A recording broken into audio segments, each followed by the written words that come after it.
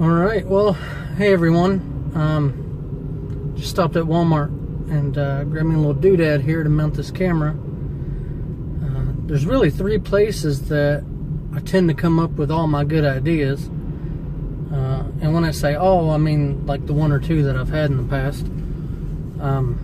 Anyway, I tend to do most of my thinking in the restroom, the car. I got about a 30-minute commute to work back and forth. And when I'm laying down right before I go to sleep.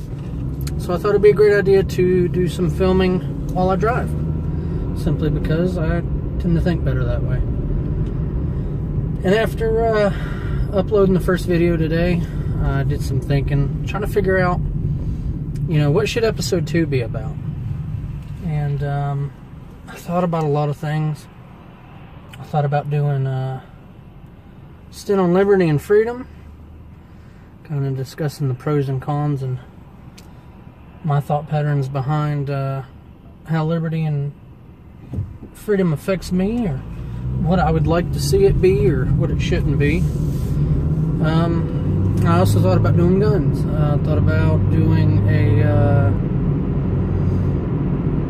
a little stint on firing mechanisms for semi-automatic, fully automatic, the different actions. Turn that light on so you guys can see me a little bit, so you're not just staring at a black screen. Hopefully the audio is picking up. I know there's some road noise, but I was doing all that thinking, and it kind of just didn't feel right. I kind of felt like, Jesus should come first. So, episode number 2, I'm going to give you my testimony. So in video 1, I had mentioned that I'm a U.S. Army veteran, and so I'm going to start there. So I joined the Army when I was 17 and a half. Joined the delayed entry program. Well, at 17, I actually went into training at 17 in 6 months, which is the requirement, or was. I don't know what it is now. And I was dating this girl at the time, and I was young and dumb, but a great girl. And she ended up pregnant. She ended up pregnant with twins. And kind of the lifestyle that I grew up in, I still don't know who my father is. My mom, God bless her, I guess did what she could. So I knew that if I was going to be the father of some children, that I wanted to be there. I didn't want to be the father that's not there. So I went into the Army, and right after basic training, on my Christmas leave, I ran home and got married. I married this girl 2 weeks after turning 18, and continued on through my service and what have you. Well, like I said a moment ago, I was pretty young and dumb. I made a lot of bad choices. I made bad choices with money, bad choices with credit, bad choices involving my relationship, bad choices involving alcohol, violence. I mean, just bad choices. I ended up getting a DUI on a military base, which is a huge no-no. It's a huge no-no anywhere, but the feds don't take it lightly. And ended up in some trouble. Relationships started getting more rocky. And at first, it was just kind of probation, slap on the wrist. But my attitude didn't get any better. My drinking didn't get any better. Things began to kind of spiral. So I get out of the Army, and I'm getting heavier in the drinking, still making bad choices. I get involved in some groups of people that were not favorable. people I couldn't imagine hanging out with, as a good friend today. And I made more bad decisions. Surprise, surprise. So one of the bad decisions that I made was just being stupid. And I use the word stupid because I've always been told that the two big differences between being ignorant and being stupid is, if you're ignorant, it's just because you don't know something. If you're stupid, it means you chose not to know, or you choose not to know. So I was stupid. I was still on probation for DUI and some other trouble I got into while in the service. And when they discharged me from the military, when I went through my separation, I just went home. I didn't make any phone calls, and young and dumb and stupid. I didn't report, I did nothing. I was still on probation, so that's a violation of probation. I was supposed to have permission to leave 50 miles from the post, and I went 3,000 miles home. It's out of state, and that again is a big no-no.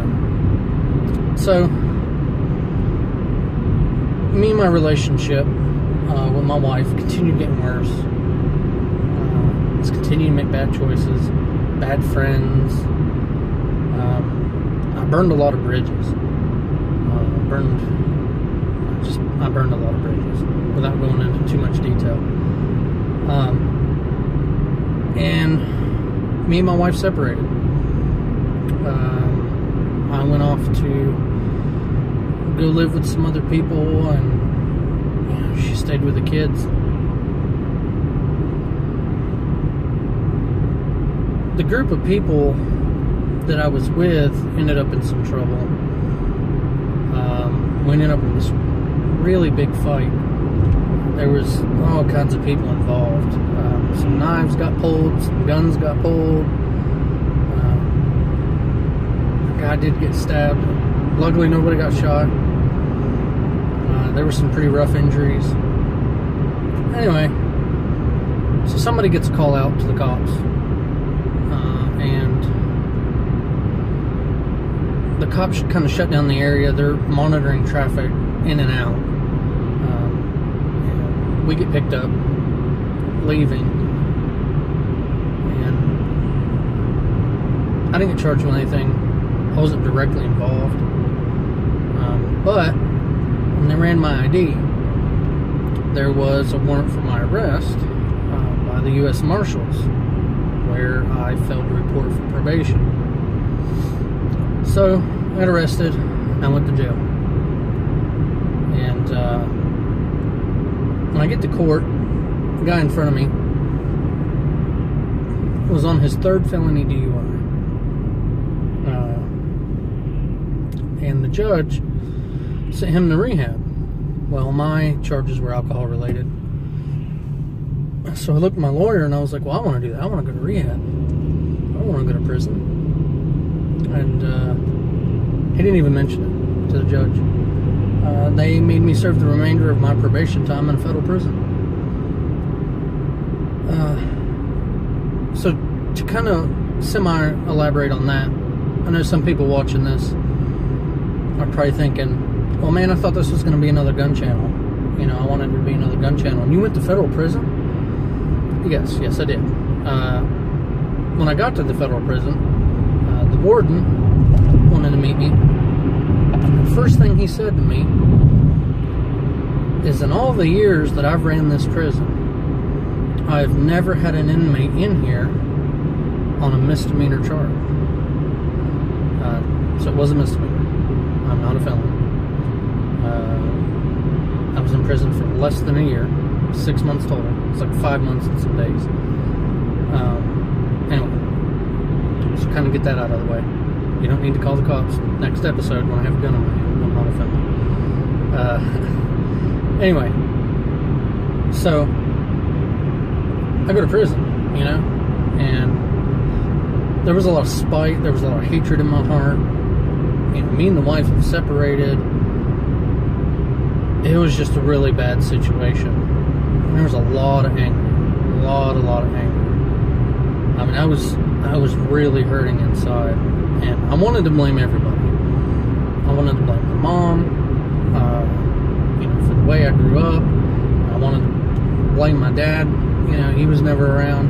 I wanted to blame my wife for this or that. I just wanted to blame everybody. Prison sucked. And then I get to my final prison area, or I don't know what to call it area, but station. So I get to the final place that I'm going to be up into my release, and the prison system informs me that they lost all my stuff. They lost my wallet, my telephone, my ID, my everything. And you're supposed to send that stuff home when they assign you where you're going to go. I'd burned so many bridges, I don't have anybody to send it to. So I was like, listen, guys, I don't have anybody to send it to. It's going to have to go with me. And they were like, all right. And they lost it. So I didn't have nothing. I was stressed out about that. I was still angry about everything. But when you're in prison, you have a lot of time. You have a lot of time to reflect. And I got tired of being angry. Not having, well, I won't say not having nothing to do, but having very little to do all day long.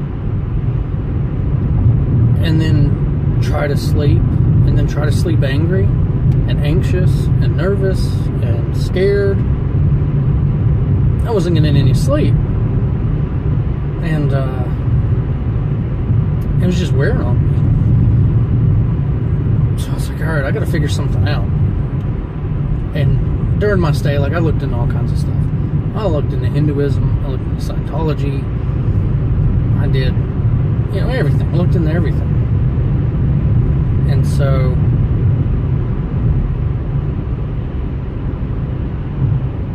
I just finally came to the point where I've exhausted everything. I don't know what else to do. I've got to figure out what's wrong with me. And so I came up with this idea of writing everything down. And so every time I got angry, and I would straight up get angry. I'd throw the food tray at the TV. I would kick tables over. I was just angry. Every time I got angry, I wrote it down. Alright, I got angry. Why was I angry? I was angry because of this. Alright, why do I feel that way? Why does that make me angry? And I started digging through that stuff. And I realized after some time, after about 2 days of doing that, of how selfish and greedy I was. And how, I don't know how else to explain it, just how stupid I was. I'd made some horrible choices out of selfishness. And I'd come to the realization that the majority of the problems between me and my wife, I drove a wedge in there. I manipulated her to get what I wanted. And that's how I treated all my friends. I would lie, cheat, steal, whatever was required to get what I wanted. And I'd push blame. I never took responsibility. Never came to face the fact that something might be my fault. And one of the most important things I learned through that process was self-evaluation. A lot of people kind of, I don't know. Everybody knows somebody, right? Who everybody knows through the problem. Everybody knows that it's their fault. They made the choice. But refuse to own up to it. There's always that person that they're right no matter what. And even if you proved them, give them evidence, give them facts. Like, you know, you could print them off the sheets. Somebody else can tell them, you know, the FBI could launch an investigation and show them the evidence that they were wrong. And they'd still think they were right. And it's your fault. That was me. And I came to the realization how broken and messed up I was. And I came to the conclusion, I was like, you know, I kind of got a couple choices here. You know, I could, when I get out, I could stay on the same path I'm on. You know, I'll either die from using, you know, alcohol or drugs, or under the influence of alcohol and drugs, I'll do something stupid and get killed. And I didn't really like those options, but I felt powerless otherwise. Like, I didn't feel, there's no way. There's no way I'm not going to end up down that road. I've seen myself. I saw my spirit, like I saw my soul. I saw who I was. And I didn't have the strength to not do those things. You know, so I was kind of out and on my own, or so I felt. And then this guy at prison's just kind of like, hey dude, listen, we're gonna do this big church thing tonight, and I know you're getting out, and I know you're having some troubles. Why don't you come with us? So I do. And the whole time I'm there, I'm just thinking, you know, I don't want to listen to this Jesus stuff. You know, this is just some fairy tale make-believe nonsense.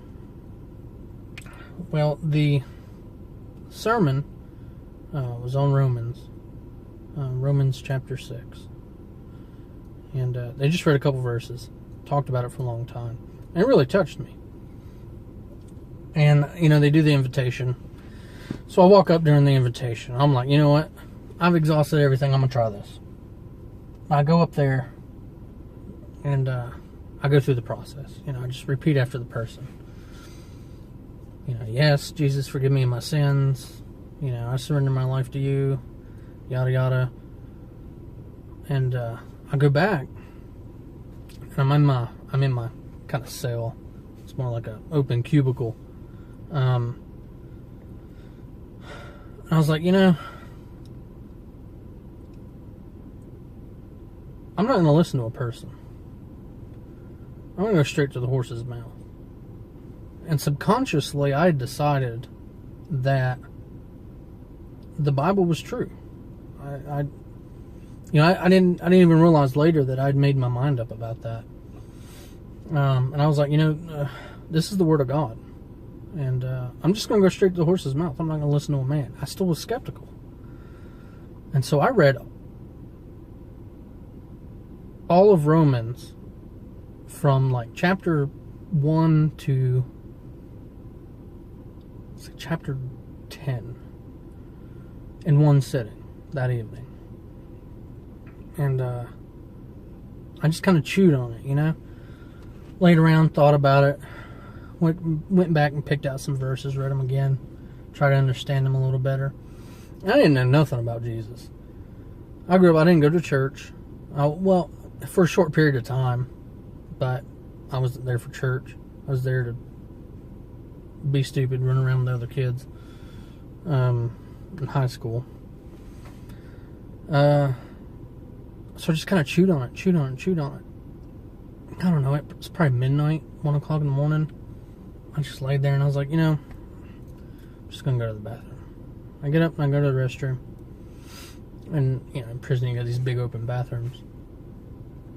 Went in there, used the restroom, washed my hands. I turn around and I just start crying. I couldn't figure out why. Like, this massive pull in my heart, and I just started crying. And I fell to my knees and I just started praying.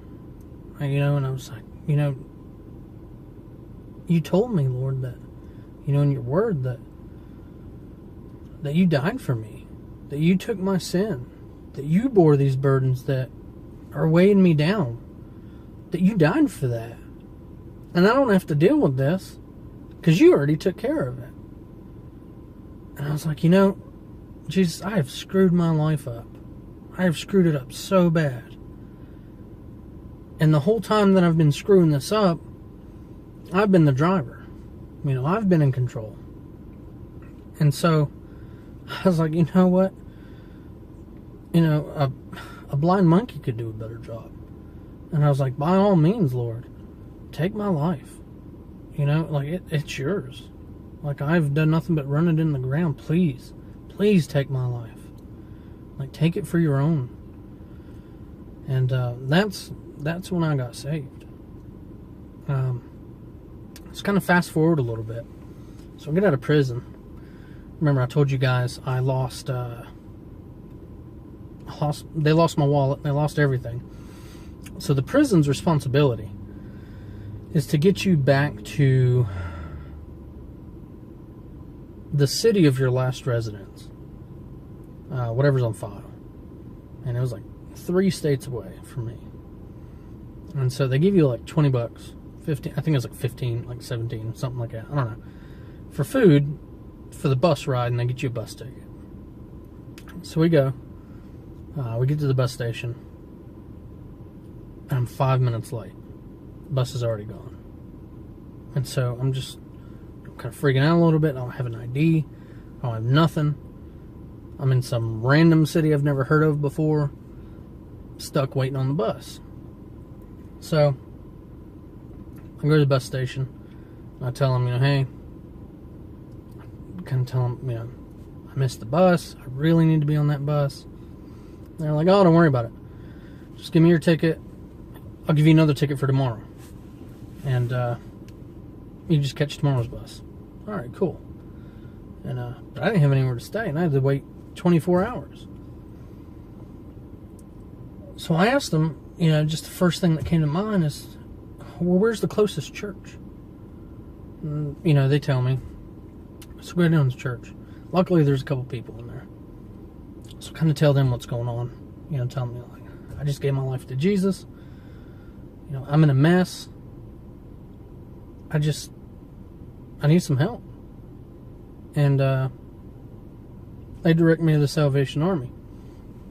So I go down to the Salvation Army, go through the story again. And they're like, well, we can't really help you. I don't think any churches are going to help you here either. But there's a homeless shelter just a couple blocks down the road. And we'd recommend you go there. You know, all right, whatever. You know, I didn't have anything. I didn't have anywhere to go. So I go down to this homeless shelter. I tell them, I'm like, listen, I'm stranded.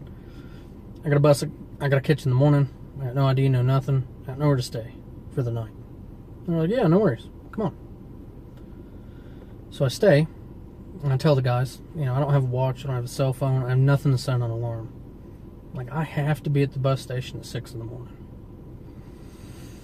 And so next morning comes around, and I get up at like 7 o'clock, and I hop up, and I'm like, what's going on? Why didn't they wake me up? And I go talk to them. There was a power outage. And so the clocks got reset.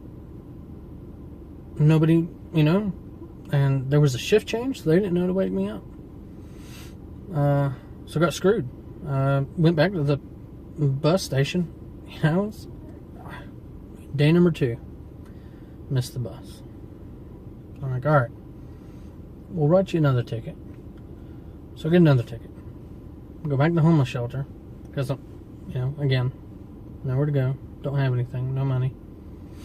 And you know, tell them, like, I missed it. I have to be on this bus. And so they set the alarms again, all this other stuff. So the next morning, they woke me up. They woke me up on time. And but my pack that's got my ticket and everything in it is locked up in the I don't know, property room. That's where people put all their property for the night. And they couldn't find the guy with the key. And I was just kind of dumbfounded. You know, like, as big as this place is, like, you can't find him? Does he not have a radio? They did have radios. They tried to call him, called his cell phone, and they couldn't find the guy. They couldn't get a hold of him. Well, he shows up about 30 minutes after I was supposed to be on the bus. You know, some excuse. I was walking the grounds. And by this time, I'm just on fire. Like, what is going on? You know? And again, I just stop and pray. Kind of like I did in the bathroom. God, I gave you my life. Like, I gave it to you. 100%. It is yours. What are you doing? I can't get home. 3 days in a row. 3 different circumstances. And you won't let me get on this bus. And I guess I was praying a little loud. This other guy walks over. And he's like, hey, you a Christian? I was like, well, yeah. It's like, well, hey, they got a chapel here. They're fixing to start some services. I'm fixing to go over there. They got coffee and cookies. And I think that's the reason he was going. But yeah, I was like, yeah, I'm down. You know, with the prior addictions and stuff like that, like I kind of wanted to find, you know, an altar and just kind of hug it and stay there. Like I didn't want to go anywhere. You know, that's where I felt safe. So anyway, we go to this chapel. You know, I get questioned and all this stuff. Find out I'm saved and all this. And the lesson that they're teaching about that day is about, you know, kind of seeing the will of God. How He might close the door because He wants you to go through a different one. And Jesus likes the number 3. He likes the number 7. It's in the Bible a lot. And it kind of just clicked, like, you know, maybe I'm supposed to be here. And so, you know, I'm kind of talking to him about it and about just staying out, seeing what kind of programs they offer. They offer a discipleship program. And they'll help you get a place to live. You know, they'll help me get an ID, help me get a job. I just need to complete this discipleship program. It's 12 months long, and it's strenuous. I mean, it was basically like going to school. You know, you had to be there at 9 o'clock in the morning, and you were in class until 5, and then you had to report to the evening service, which was like 7:30. And so I did that, and I learned a lot. For a guy who didn't go to church, who doesn't know anything about Jesus, to suddenly learn about Him for 12 hours a day for 12 months straight, I couldn't believe what I'd missed out in my life. The things that were there and all the lessons that I've learned. And I made a lot of really good relationships. I got involved in ministry. You know, taking to the streets and kind of, you know, sharing the message. Just loving and helping people, you know, when I could. A lot of great relationships. A lot of awesome pastors. If you guys are watching this, hey, I love you guys. And kind of fast forward, let's talk about me and my wife separating. Well, I tried to get a hold of her after I got out of prison. I emailed her, and I think I messaged her on Facebook. I can't remember. Anyway, I tried to get a hold of her. I can't. She's ignoring all my messages. And I was like, well, you know, I need to get through this part of my life. I need to get away from everything that was and really embrace the new.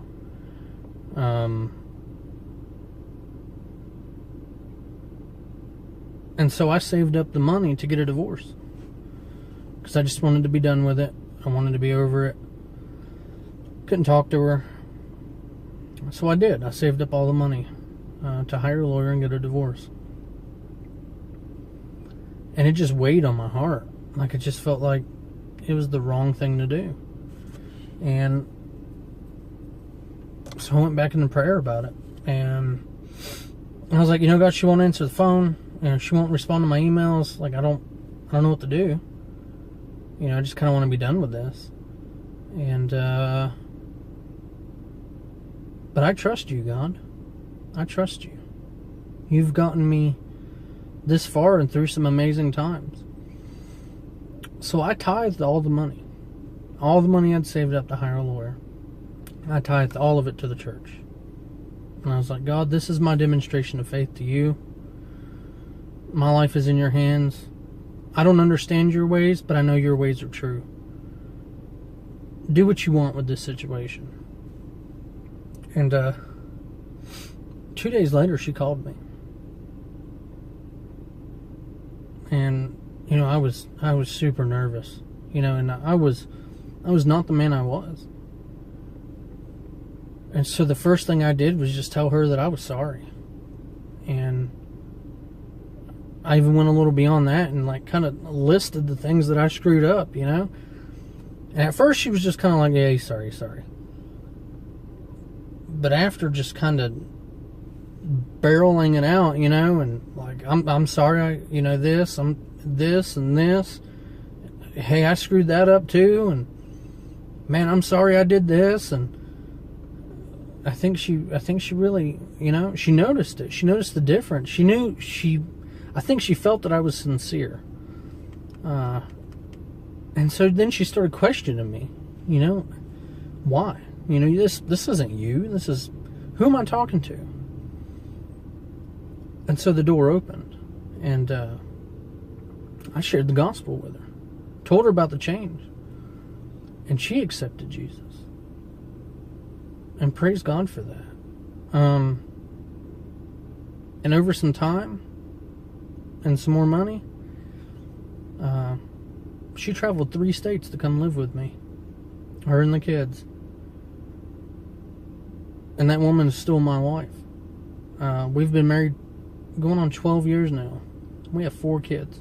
We've had 2 since God reconciled our marriage. And I can honestly say that our relationship now is better than when we first met. And so, you know, a lot of people say, oh, well, marriage is 50-50. You know, you take 50%, I take 50%. That ain't how it works. If you're putting 50% into your marriage, you're going to screw something up. Because what if you're doing bad? What if you're having a bad day? I can do 30% today. I mean, she's got to do, 70%? She's got to take 70% of the load now. And you're always focused on each other. Well, what are they doing? What have they done? What have they accomplished? And then she's looking at you, you know, is he fulfilling his end? You know, is he maintaining his 50%? Jesus is so important in a marriage is that he's your centerpiece. He's who you focus on. He's who you come together with. And if he's your center point and he's who you focus on, everything else will fall into place. You know? If me and my wife argue, we've got a common denominator. We can both go before the throne of God and figure out any problem. It doesn't matter how big it is or how small it is. I'm running out of file space, so I'm going to try to make this quick. Long story short, Jesus is good. He saved my life. He saved my wife's life. He saved my marriage. And he's saving my children.